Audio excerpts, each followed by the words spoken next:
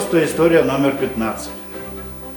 В селе Карткерос, начиная с 2014 года, ежегодно проводится фестиваль кузнечного мастерства «Кыртайка». Его цель – возрождение кузнечной традиции коми-народа, а также сохранение многовекового опыта кузнечного мастерства на Карткеросской земле. Фестиваль приурочен к 14 июля, ко дню района и профессиональному празднику кузнецов.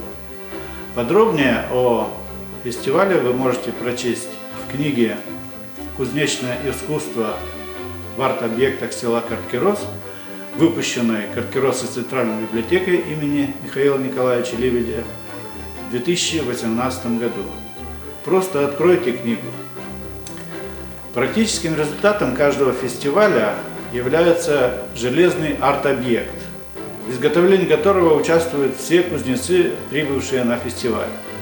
После фестиваля арт-объект устанавливается на территории села Карткерос и становится местной достопримечательностью. Первый фестиваль подарил жителям Карткероса арт-объект под названием «Трон Кыртайки». А теперь вопрос: где установлен этот арт-объект?